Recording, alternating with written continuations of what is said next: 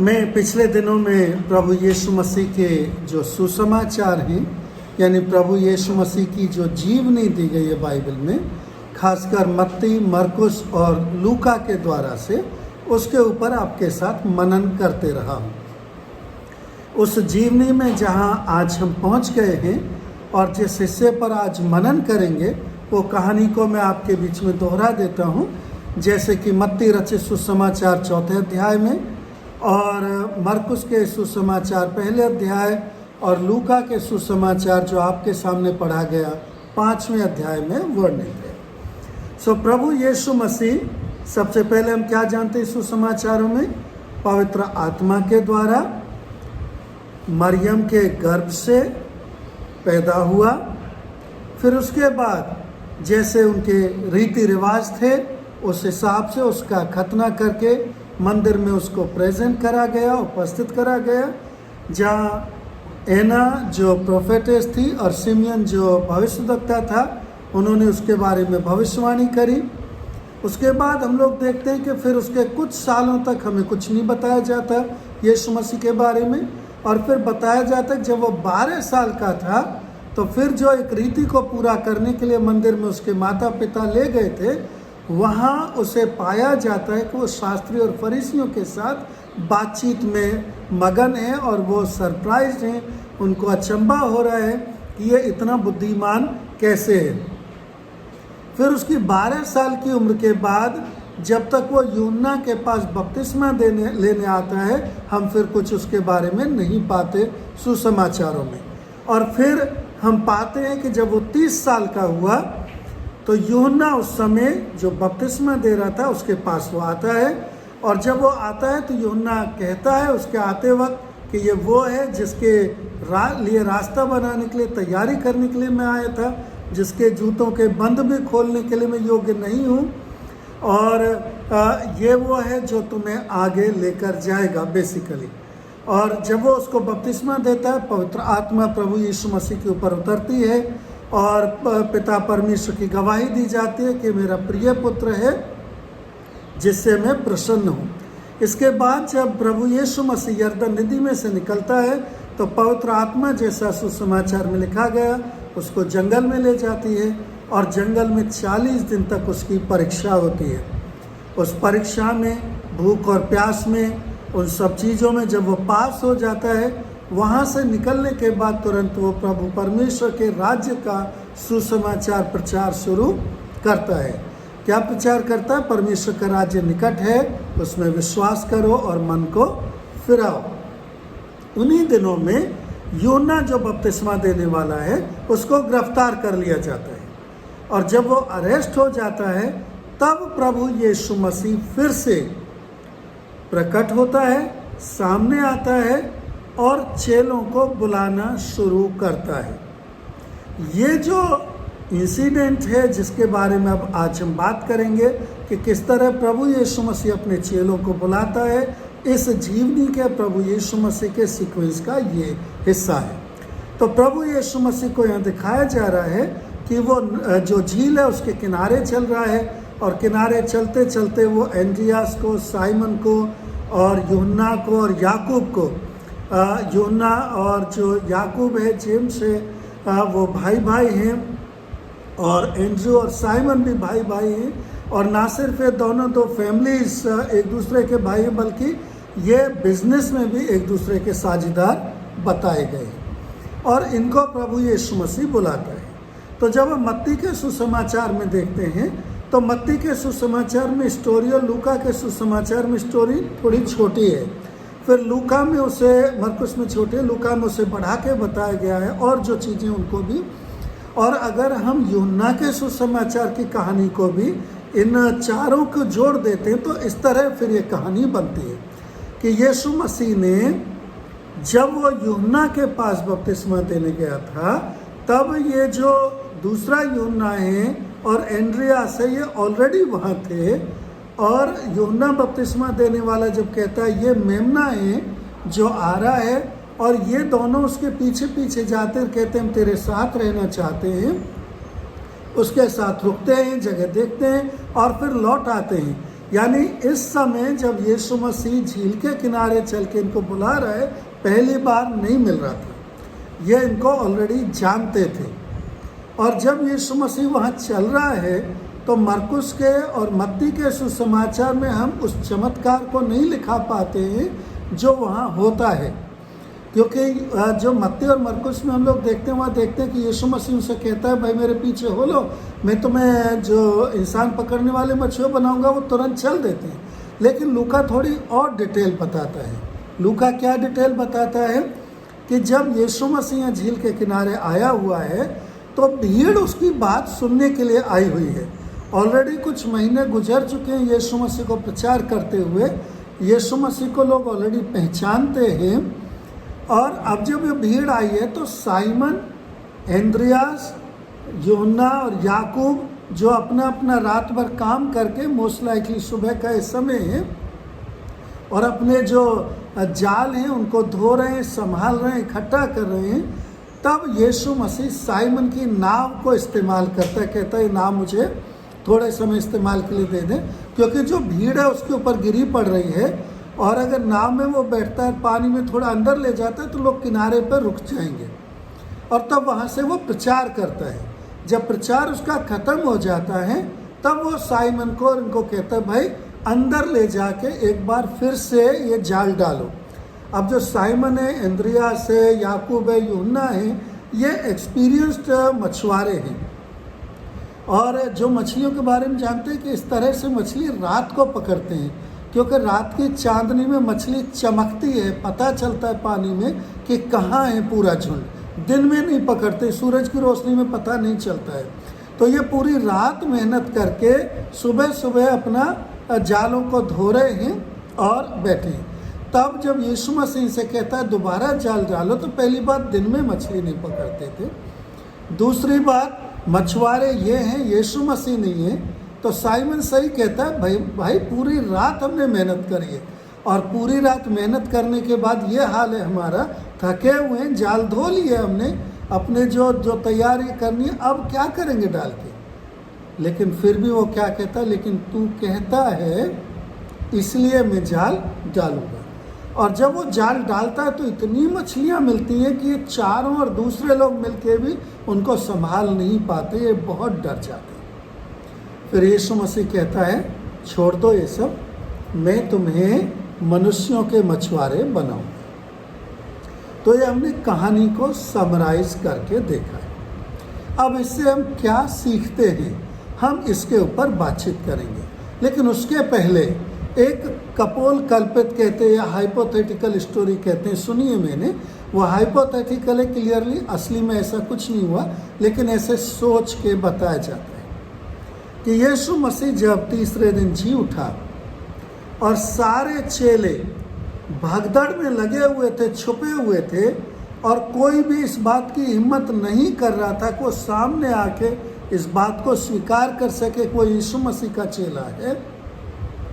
और एक तरह से ऐसा लग रहा है कि यीशु मसीह का आना, उसका प्रचार करना और उसकी सारी मेहनत लगभग बेकार हो गई है, क्योंकि जिनके ऊपर उसने भरोसा करा था, जिन्होंने ये वायदा करा था कि जी वो अपनी जान दे देंगे उसके लिए, वो सब भाग चुके हैं, वो सब छुप चुके हैं, और कोई भी अब पब्लिक में सामने नहीं है।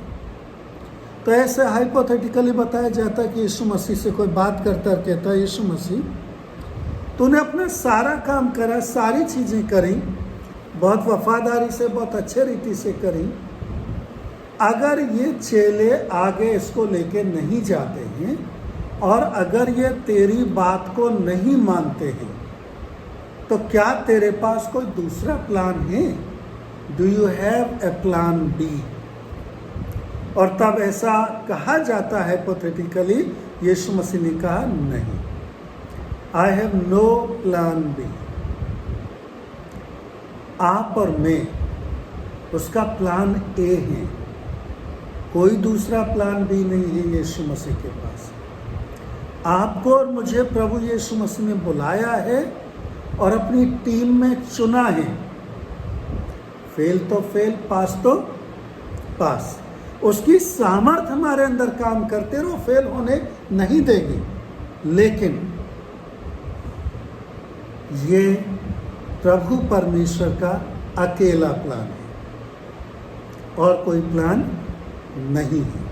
तो जब इस टीम को प्रभु यीशु मसीह चुन रहा है, जो उसका अकेला प्लान है, जिसके दूसरा कोई प्लान भी नहीं है, तो उस टीम को चुनते हुए यीशु मसीह क्या कर रहा है, कैसे चुन रहा है, जिसका आप और मैं हिस्सा है। आज जिस टीम में मैं और आप चुने गए हैं, प्रभु यीशु मसीह क्या चाह रहा है, मेरी और आपकी क्वालिफिकेशन है क्या, किस लिए, किस तरीके से, हम कौन है उसमें, इसके ऊपर हम मनन करेंगे और सीखेंगे। तो सबसे पहली बात, प्रभु यीशु मसीह ने सुसमाचार के प्रचार के लिए, अपने राज्य के प्रचार के लिए, अपनी महिमा के लिए, जैसे पुराने समय में इज़राइल को चुना था, एक जगह दी थी, एक राष्ट्र बनाया था कि सब लोग जो वहाँ से गुजरे, पूरी दुनिया का ट्रेड रूट जहाँ से चलता था, कि वो लोग प्रभु परमेश्वर के बारे में जाने और वो राज उसका गवाह बने। आज आपको और मुझे बुलाया है। उन दिनों में चेलों को बुलाया था जो इसकी शुरुआत करें, ताकि प्रभु परमेश्वर का सुसमाचार सुनाया जाए, प्रभु परमेश्वर के राज्य का सुसमाचार सुनाया जाए, प्रभु परमेश्वर की महिमा हो। हाँ, वे होता क्या है, मैं आप पतरस की तरह, दूसरे लोगों की तरह जो और भी चेले थे, हम बहुत कमज़ोर हैं। हम एक समय होता है जब आगे बढ़ के कह देते हैं जी मैं मरने को तैयार हूँ, थोड़ा सा दबाव आता है, थोड़ी सी परेशानी आती है, हम घबरा जाते हैं, पीछे हट जाते हैं। फिर परमेश्वर की पवित्र आत्मा, परमेश्वर हमें मदद करते हैं, एम्पावर करते हैं, फिर हम आगे आते हैं और यह हमारे जीवन में चलता है। डर का माहौल भी, जीतने का भी, हारने का भी चलता रहता है। तब पवित्र आत्मा हमें मदद करती है, संभालती है और ये प्लान ए आगे बढ़ता रहता है। तब हम उस स्थिति में क्या करें, प्रभु परमेश्वर में अपने आप को समर्पित करें और प्रभु परमेश्वर की आत्मा के द्वारा से, उसकी बुलाहट में, उसकी सामर्थ्य में, उसके चेले होकर आगे बढ़ते जाएं। तो इस टीम से हम क्या सीखते हैं जब यीशु मसीह अपनी टीम को बना रहा है उससे सबसे पहले प्रभु यीशु मसीह ने खुद को तैयार करा। प्रभु यीशु मसीह ने जो भी रीति रिवाज थे, जो भी तौर तरीके थे, जो भी यहूदी सिस्टम में था, वो सारा कुछ 30 साल की उम्र तक पूरा करके वो सामने अचानक से एकदम स्वर्ग से उतर के प्रकट नहीं हो गया। क्योंकि जब वो इस टीम को बिल्डअप करने वाला था, बनाने वाला था, इनके जीवन में उसकी वो गवाही जो बचपन से अब तक थी, वो सब होनी थी। वो इसको देखते हैं। फिर प्रभु यीशु मसीह ने क्या करा, पूरी आज्ञाकारिता के साथ, जैसा परमेश्वर के वचन में लिखा गया, वो मनुष्यों और परमेश्वर के फेवर में या उनकी आज्ञाकारिता में, उनके सिस्टम में, उनके अनुसार, उनकी आंखों के सामने बढ़ता और बलवंत होता चला गया। जब ये सब होता गया, अब जब उसका समय आया प्रकट होने का, तो यूहन्ना जो उसके लिए रास्ता तैयार करने आया था, और जैसे मैंने स्टोरी में बताया, यीशु मसीह ने अपने चेले तब बुलाए जब यूहन्ना गिरफ्तार हो चुका है। यूहन्ना रास्ता तैयार कर चुका है, यूहन्ना ने अपना काम कर दिया। अब यीशु मसीह अपने काम को लेकर आगे बढ़ेगा और तब उसने चेलों को बुलाना शुरू करा। हालांकि ये चेले यूहन्ना के रहते हुए यीशु मसीह को जानते थे, जैसा हम लोग यूहन्ना के सुसमाचार में पाते पहले अध्याय में, और जानते थे। लेकिन उसके पीछे पीछे चलने के लिए जो टीम बनाई, तो उसकी गिरफ्तारी के बाद बनाई। तो यूहन्ना की गवाही आ गई, लोगों ने देख लिया, पहचान लिया, भाई यूहन्ना जैसा आदमी जिसको लोग मसीह भी मानने को तैयार थे, जिसको बहुत कुछ वो बता रहे कि ये है असली मसीहा, ये है जिसके तैयारी के लिए मैं आया, ये है जो आपको आगे लेके जाएगा। तो ये तैयारी हो गई यीशु मसीह की। यीशु मसीह की जो परीक्षा होनी थी, वो परीक्षा उसकी हो गई। वो सब बातों के बाद उसने फिर प्रचार करना शुरू करा। और जब उसने ये प्रचार करना शुरू करा और जो यूहन्ना है, जब उसको गिरफ्तार कर लिया गया, तब उसने इन लोगों को जो एक्चुअल में यूहन्ना की चेलों में से ही कुछ थे, बुलाना शुरू करा। जब उसने इनको बुलाना शुरू करा तो इनके पहले भी तैयारी हो चुकी है। सबसे पहले अंद्रियास और यूहन्ना ऑलरेडी यूहन्ना बपतिस्मा द्वारा के कहने के द्वारा से यीशु मसीह के पास जा चुके हैं, आ चुके हैं, देख चुके हैं, जानते हैं। अचानक से नहीं हो रहा है कि यीशु मसीह गलील की झील के किनारे चलता हुआ आया और एंद्रियास और साइमन नाव में बैठे, आ जाओ भाई उतर के आ जाओ। अगर हम सिर्फ मत्ती में पढ़ते तो हमें ऐसा लगता है, या सिर्फ मरकुस में पढ़ते हैं तो ऐसा लगता है, लेकिन अगर हम लूका में पढ़ें और अगर हम यूहन्ना में भी पढ़ें तो हमें फिर और पीछे की कहानी मिलती है कि ये लोग यीशु मसीह को ऑलरेडी जानते थे। और लूका हमें ये डिटेल में फिर बताता है कि यीशु मसीह ने उनको बुलाने से पहले उसकी नाव पर बैठ के प्रचार करा है, संदेश दिया है, और संदेश देने के बाद उनको उसका इनाम भी दिया है। पूरी रात उन्होंने मछलियां पकड़ी हैं, लेकिन पूरी रात मेहनत करने के बाद उनको कुछ नहीं मिला है। एक तरह से ह्यूमनली स्पीकिंग वो अपनी सारी एक्सपर्टीज के साथ फेल हो गए हैं उस रात, असफलता में अपने जालों को धो रहे हैं। और तब प्रभु यीशु मसीह उनको वो दिखाता है जो उनके लिए आउट ऑफ द ऑर्डिनरी, एकदम कंप्लीटली ऐसी चीज़ें जो जिंदगी में वो कभी सोच नहीं सकते थे। और इसलिए साइमन इतना डर जाता लूका में, जैसे हम पढ़ते हैं, कि वो ऑलमोस्ट कहता तू जा मेरे पास से, बहुत जो तो आखिर है कौन, क्या है इस बात को। और यीशु मसीह उनको ये दिखा रहा है इस तैयारी में कि जो उनसे ये कह रहा है कि इन मछलियों को पकड़ना छोड़ो, मनुष्यों के पकड़ने वाले मछली बनो, क्योंकि मैं तुम्हें वो बनाऊंगा। वो है कौन, वो उन पे बुलाने से पहले प्रकट कर रहा है। तो सबसे पहले यूहन्ना बपतिस्मा देने के द्वारा वो प्रकट हुआ है, फिर उनके उसके साथ रहने के द्वारा उसे जानते हैं, तीसरा उसके उपदेश के द्वारा जानते हैं, चौथा वो उनको अपना वो रूप दिखाता है जिसमें उसका कंट्रोल है एनवायरनमेंट के ऊपर, उस वातावरण के ऊपर, कि जो उन्हें बुला रहा है वो सिर्फ एक आम रब्बाई नहीं है, वो सिर्फ यीशु बढ़ई का बेटा नहीं है नाजरत का, बल्कि वो परमेश्वर का पुत्र, वो मसीहा है जो इस दुनिया में आने वाला था, जिसके इंतजार में वो थे। ये उसकी तैयारी है, उसने ये तैयारी करी है इसके पहले कि वो इन लोगों से कहे कि जी तुम मेरे पीछे चल दो। ये तैयारी हो गई। अब प्रभु यीशु मसीह जो है उनको बुलाता है। तो जब वो बुलाता है तो क्या स्थिति होती है जब वो इनको बुलाने के लिए आता है? उसके पहले भी ये, जैसे मैं बार बार कह रहा हूँ, यीशु मसीह को जानते थे, यीशु मसीह अजनबी नहीं था उनके लिए, और उसके साथ रह भी चुके थे, एक दिन उसके साथ जा भी चुके थे, और ये कई महीने, जैसे कुछ कमेंटेटर्स कहते हैं, कई महीने के दौरान की बात है, एक दो दिन की बात नहीं है। यीशु मसीह उनके पहले, इनको बुलाने से पहले उस इलाके में घूम चुका है। अब वो उनको बुलाता है, और किस स्थिति में बुलाता है? जब वो काम कर रहे थे। यीशु मसीह के ज़्यादातर चेले जिनके बारे में हम रिकॉर्ड पाते हैं, जिसको भी यीशु मसीह ने बुलाया काम करते हुए बुलाता है, एक्टिव मोड में थे, बैठे हुए खाली लोगों को नहीं बुलाया। एक चेला है जिसको प्रभु यीशु मसीह ने बुलाया, जिसको आज के मनन में मैंने नहीं लिया है, जो लेवी है, मत्ती है, जिसने सुसमाचार लिखा है, क्योंकि उसको मैं अगली बार अलग से लेने वाला हूँ, तो इसलिए उसको मैं यहाँ छोड़ रहा हूँ। लेकिन उसको भी जब वो चुंगी की चौकी पे बैठा था, अपना काम कर रहा था, तब बुलाया था। ये बहुत महत्वपूर्ण बात है। तो ये चेले क्या कर रहे थे? कुछ अपने जालों को धो रहे थे, कुछ अपने जालों की जो रिपेयर कर रहे थे, मेंडिंग कर रहे थे, देखभाल कर रहे थे। और तो यीशु मसीह ने सबसे पहली बात जिनको बुलाया, वो लोग बेकार नहीं बैठे हुए थे, खाली नहीं थे, बल्कि काम कर रहे थे, एक्टिवली इन्वॉल्व थे अपने अपने काम में। दूसरी बात, यीशु मसीह जब इनको बुलाता है, तब बुलाता है जब वो आज्ञाकारी हैं।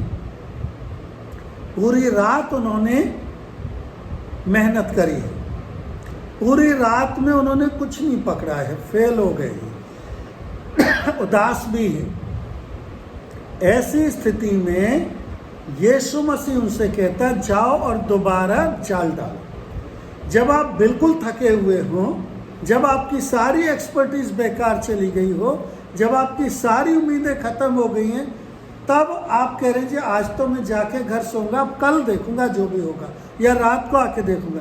तब आपसे कोई कुछ करने के लिए कहे, आपके जो धीरज है ना, उसका एक एग्जाम है। वो बहुत कर लिया, अब नहीं करना।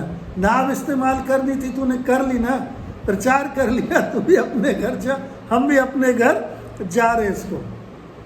उस स्थिति में ये ऑब्जेक्शन होने के बावजूद भी कि हमने पूरी रात मेहनत करी और कुछ नहीं पकड़ा, दे ओबे। बहुत महत्वपूर्ण है, बहुत महत्वपूर्ण है यीशु मसीह की बुलाहट में आज्ञाकारिता, एम्पावरमेंट, ताकत, सामर्थ, अनुग्रह, प्यार, सब वो करता है। वो मेरी और आपकी जगह आज्ञाकारी नहीं हो सकता, है ना। और तब ये चेले, खासकर साइमन का नाम लिया गया, लेकिन हम पाते हैं बाकी भी साथ में थे, नाव में जाके जाल डालते, एक्टिव ओबीडियंस। तब प्रभु यीशु मसीह उनसे कहता है, तुम्हें मैं एक बड़े काम के लिए बुला। काम लगभग एक जैसा ही है, बस तुम्हारा वो जो जाल होगा वो इन धागों का नहीं होगा, बल्कि परमेश्वर के राज्य का संदेश का होगा। जो उसमें आएंगे फंस के या उसमें ड्रॉ करके आएंगे, वो ये मछलियां नहीं होंगी, बल्कि मनुष्य होंगे। मैं तुम्हें अब बुला रहा हूं कि ये काम छोड़ दो और ये काम छोड़ के मेरे पीछे चल दो, और वो जाल को फेंको, उस जाल को इस्तेमाल करो जो मैं तुम्हें दूंगा, सुसमाचार। और फिर मनुष्यों को पकड़ने वाले तुम बन जाओगे, ले आने वाले बन जाओगे, राज्य के सुसमाचारक बन जाओगे, राज्य में लोगों को इकट्ठा करने वाले बन जाओगे। ये जो लोग हैं मछुआरे, ये बड़े व्यवहारिक लोग हैं, क्योंकि मछुआरा, अगर आप कहते हैं जी मछली पकड़ना आपको सीखना है, तो समुद्र में ले जाके प्रैक्टिकली आपको जाल डालना, उनको देना, निकालना सिखाएंगे। तैरना आपको आना चाहिए, धीरज आपको आना चाहिए। मैंने कभी ट्रायल नहीं करा, लेकिन मैंने देखा लोगों को मछली पकड़ते कितने चुपचाप से बैठे रहते हैं। और हमारे हिंदुस्तान में कहावत है बगला भगत, हालांकि वो कहावत बहुत अच्छे उसके लिए नहीं कही जाती है। बगला भगत क्या होता है? बगला होता है ना सफ़ेद चिड़िया, वो एक टांग पे खड़ा रहता है, इसलिए उसको भक्त कहते हैं, क्योंकि वो तपस्या कर रहा है ना एक टांग पे खड़े होके। और एक टांग पे खड़ा होके वो कब तक शांत रहता है? जब तक मछली उसके एकदम पैर के पास ना आ जाए। जैसे आते वो पकड़ लेता है। बहुत धीरज चाहिए मछली पकड़ने के लिए, आसान नहीं है। पूरी रात इन्होंने जाल डाला, कुछ नहीं मिला। ये पहली रात नहीं थी, कितनी रातें शायद ऐसी गई होंगी। ये प्रैक्टिकल व्यवहारिक लोग ये जानते हैं धीरज धरना क्या होता है, कैसे इंतजार करना पड़ता है, कैसे बार बार जाल डालने के बाद कभी कभी कुछ भी नहीं आता है, जाल बिल्कुल खाली आ जाता है। बस प्रभु यीशु मसीह ये कह रहा है, तुम्हारी प्रैक्टिस अच्छी है, अब मैं तुम्हें एक दूसरे मिशन पे आगे बढ़ा के ले जाना चाह रहा हूँ, उसके लिए तैयारी करवा दी। और क्या देखता है प्रभु यीशु मसीह में? जब वो उनको बुला रहा होता है तो इनको करना क्या है? प्रभु यीशु मसीह ने तैयारी करवा दी इनको पूरे रीति से। अब अपना जो स्वरूप है दिखा के, पूरा सबूत दे के, इनको चमत्कार जो होना चाहिए, जो भरोसा करने के लिए कर दिया। यीशु मसीह ने उन लोगों को चुना जो अपना सब कुछ बगैर 2 बार सोचे छोड़ने के लिए तैयार थे। यीशु मसीह ने सब कुछ करा उनके साथ। वो सारी तैयारी करने के बाद यीशु मसीह कहता, अब समय आ गया, now get up, leave this and follow. और प्रभु परमेश्वर के तैयारी के बाद अब ये इतने तैयार थे कि इन्होंने पीछे मुड़ के फिर नहीं देखा। क्या क्या छोड़ा इन्होंने? मछलियों से भरी हुई नाव छोड़ी। पूरी रात कुछ नहीं पकड़ा था, लेकिन सुबह तो पकड़ा ना। इतनी मछलियां पकड़ी हैं जिनको संभालना मुश्किल था, लेकिन उनको पकड़ने के बाद अब प्रभु यीशु मसीह क्या कह रहा है? छोड़ दो। And they left it. Business, इनका सब कुछ जो भविष्य बनाने वाली चीज थी, सांसारिक सोच। आपको याद हो, कुछ लोग आए थे यीशु मसीह के पास, उनमें से एक चेले ने कहा मैं अपने माँ बाप को जो जिम्मेदारी पूरा करके आ जाऊं, किसी ने कहा मैं ये करके आ जाऊं, किसी ने कहा मैं वो करके आ जाऊं। There is no place for that. जब प्रभु परमेश्वर मेरे और आपके जीवन में काम करता है और वो सब करके जब बुलाता है, तो हाथ हल पे रख के पीछे मुड़ने के लिए मौका या परमिशन नहीं है। और ये तुरंत से वो सब छोड़ के चल देते। वो सारी पकड़ी पकड़ाई मछलियाँ, वो बुने हुए जाल, वो नावें, माँ बाप, सब कुछ, जो भी बिजनेस उनके हाथ में थे वो छोड़ा, जो उनके आसपास था सोर्स ऑफ इनकम थी भविष्य के लिए, वो भी छोड़ा। आज मैं और आप जो प्रभु यीशु मसीह की इस टीम के हिस्सा है, इसके बुलाए जाने में ही प्रभु यीशु मसीह ने मेरे और आपके लिए पूरी तैयारी करी। उसने सब कुछ छोड़ा, पिता परमेश्वर में आज्ञाकारी होकर अपने आप को शून्य करा, मेरे और आपके लिए इस दुनिया में आया, मेरे और आपके लिए उसने अपना प्राण बलिदान करा, ताकि मैं और आप अपने पापों से माफ़ी मांग सकें, चाह सकें, माफ़ी पा सकें, और प्रभु परमेश्वर से जो मेरा और आपका अलगाव था उसको दूर करके उसके बच्चे बन सकें। मेरे और आपके जीवन पे समय समय पे जो गवाही में आप देते हैं, प्रभु परमेश्वर ने वो सब करा है सबूत देने के लिए कि वो मेरे और आपके जीवन में एक्टिव है, और वो मेरे और आपका वो प्रभु है जो इस सारी दुनिया का मालिक भी है। तब प्रभु यीशु मसीह मुझे और आपको चुन के एक रास्ते में लेके चलता है और फिर कहता है मैं इस सब का मालिक हूँ, मेरे पीछे हो लो। तो फिर क्या है जो मुझे और आपको रोकता है? फिर क्या है जो मुझे और आपको डिस्टर्ब करता है? फिर क्या है जो मुझे और आपको कमजोर करता है? प्रभु यीशु मसीह की टीम का हिस्सा होने के लिए, प्रभु यीशु मसीह में आगे बढ़ने के लिए, उसके लिए जिसके रास्ते में मैं और आप चल चुके हैं, आज्ञाकारी होना,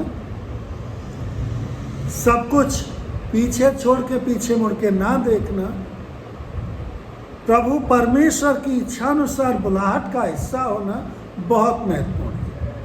हम गवाही जानते हैं, हम जानते मेरे जिंदगी में क्या करा, लेकिन जब वो समय आता है जब यीशु मसीह कहता है अब ये छोड़ दो और मेरे पीछे चल दो क्योंकि मैंने तुम्हें कुछ खास करने के लिए बुलाया, तब हम कभी झिझक जाते। बहुत सी बार हम लोगों को ऐसा भी लगता है कि शायद मेरे बगैर काम नहीं चलेगी। बिल्कुल सही है, यीशु मसीह के पास कोई प्लान बी नहीं है, लेकिन ऐसा नहीं है कि मेरे बगैर उसका काम नहीं चलेगा। उसी की सामर्थ्य में, उसी के प्रेम में, उसी में मुझे बुलाया गया, जैसा कि सुसमाचार में लिखा गया। यीशु मसीह ने कहा मैं तुम्हें बनाऊंगा, और अगर ग्रीक भाषा के हिसाब से जो ओरिजिनल भाषा लिखी गई तो उसमें है कि मैं ये सामर्थ्य तुम्हें दूंगा कि तुम ये कर सको। और वो चीज उसने वह उनको सबूत के तौर पे दिखाई। पूरी रात तुमने अपनी बुद्धि से, अपनी समझ से, अपनी एक्सपर्टीज से काम करा, कुछ नहीं पकड़ा। क्या दिखाया यीशु मसीह ने? अब जाओ और जाल डालो, मैं कह रहा हूं। क्या पकड़ा? एबंडेंस।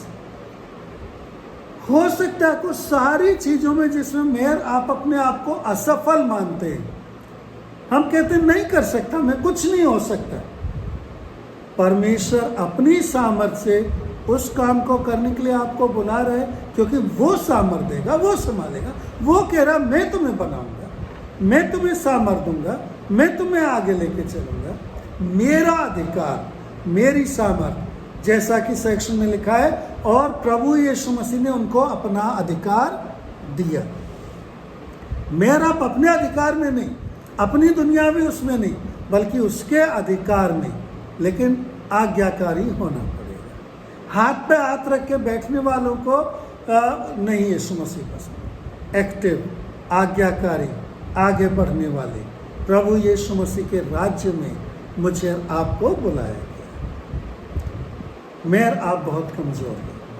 मैं और आप, सिर्फ मैं और आप ही नहीं, पतरस भी वैसे कमज़ोर था, यूहन्ना, याकूब, सब लोग वैसे थे। सब लोग बार बार, जैसे मैंने शुरू में कहा था, जब यीशु मसीह के बलिदान होने के बाद वो कब्र में था और 40 दिनों के बीच में लोग डरते रहे, भागते रहे, लेकिन जब पवित्र आत्मा की सामर्थ्य ने इनको सामर्थ्यवान करा तो वो गवाही जो उनके जीवन थी मुखर होके सामने आने लगी। बिल्कुल सही बात है, मेरा अपने आप में कुछ भी नहीं है और हो भी नहीं सकते, लेकिन अगर आज्ञाकारी है तो प्रभु यीशु मसीह मुझे आपको उस बुलाहट के लिए, जिसके लिए मुझे आपको बुलाया है, सामर्थ्य देने के लिए, अधिकार देने के लिए, लेके चलने के लिए तैयार है। बशर्ते मैं आप दुनिया के जो प्लान हैं, जो योजनाएं दुनियावी, उनसे हम छुटकारा पा सकें। और वो कब पा सकें? जब प्रभु यीशु मसीह की तरफ देखेंगे, जब उस पर नजरें करेंगे, तभी हम उनको पीछे छोड़ पाएंगे। नहीं तो दुनिया की चीज़ें हमें अपनी तरफ खींचती रहेंगी। यीशु मसीह ने सारा काम करने के बाद अपनी टीम बनाई और वो अपनी टीम को आज भी बना रहा है, जिसमें मैं और आप इस श्रृंखला में आगे आ रहे हैं। क्या मैं और आप इसमें आगे बढ़ने में गौरव महसूस करेंगे? करते हैं, तैयार हैं, बढ़ते हैं, क्योंकि प्रभु यीशु मसीह ने मुझसे और आपसे बहुत प्रेम करा है। प्रभु यीशु मसीह ने बहुत धीरज धरा मेरे और आपके साथ, मेरे और आपके जीवन में बहुत गवाहियाँ दी हैं। अब वो कह रहा है, उठो, चलो, मैं तुम्हें कुछ और नया, कुछ और आगे बढ़ाना चाहता हूँ। क्या आप उस निर्णय के लिए, उसकी टीम में चलने के लिए, उसके राज्य के वारिस तो हैं, उसके राज्य को और बढ़ाने के लिए, उसमें और आगे, उस जाल को फैलाने के लिए, उस सुसमाचार को आगे ले चलने के लिए तैयार है? प्रभु परमेश्वर आपको और मुझे बहुत बहुत आशीष दे।